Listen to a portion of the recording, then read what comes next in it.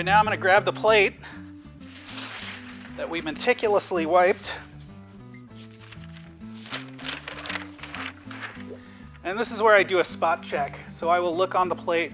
You hold it at right angles, at the correct angle I should say, and you'll see dust particles and stuff, and you can get those by using the flat part of your palm and just kind of whisk them away. So that's about right. And so I will put this down in the correct orientation. Okay. And I will get my paper. So I can see that my initial is in this corner. So I want to have the printable side. The printable side is facing away from me right now.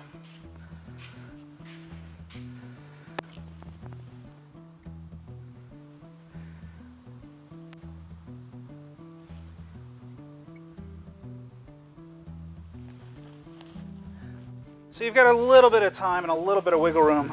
With the Asian paper in particular, because it's so thin, you can kind of adjust where you place it. You don't want to do this with most European papers because they're thicker and they'll start absorbing the ink right away.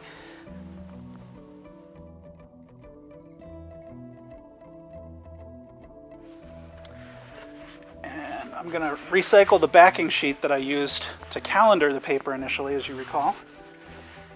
And I'll use this as a backing sheet. The reason you want a backing sheet is because this paper is so incredibly thin that the ink will actually transfer through the paper and will get on the blankets unless we have this backing sheet. So now I check my blankets, make sure they're nice and smooth when I lay them down.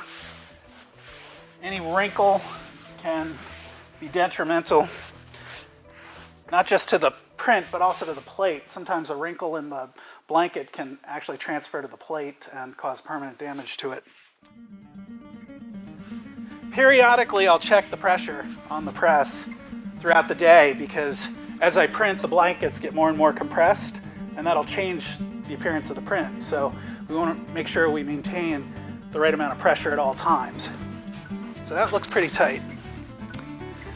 And I'll now run it through.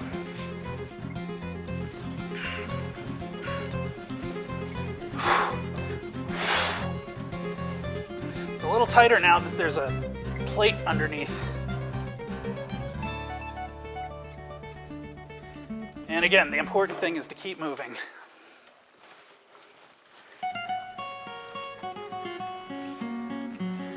Okay, you want to see the unveiling?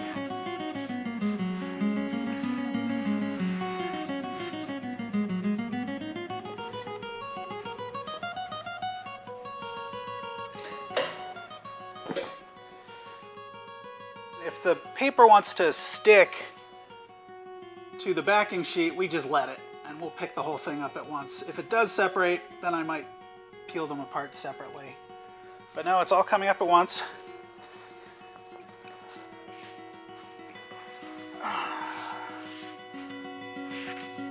So there's the print. So we'll gently peel it off.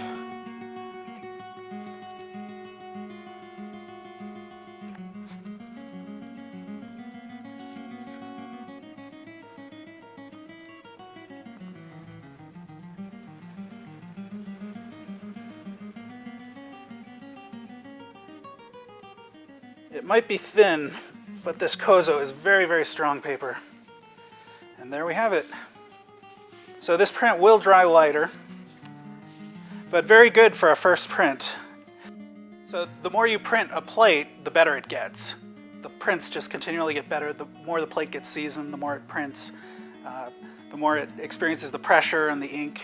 It just kind of gels and becomes more painterly the more you print it, while still retaining the sharpness.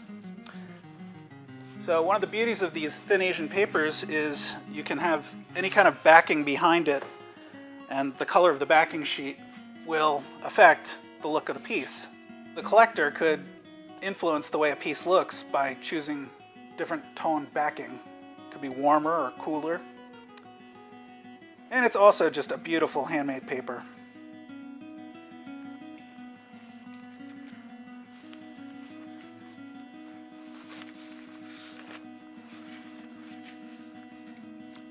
So that print will be dry within the hour, and we'll then flatten it, and it will be ready for framing in about a week with colored inks or 3 days with black ink. So now this plate, if we weren't going to continue to print it, we'd have to clean it, and we do have a plate cleaning procedure online at intaglioeditions.com, where we talk about how to best preserve your plate and clean it properly so that you get the maximum number of prints out of it. Since we're going to continue to print this, we'll put it back and clean the bed.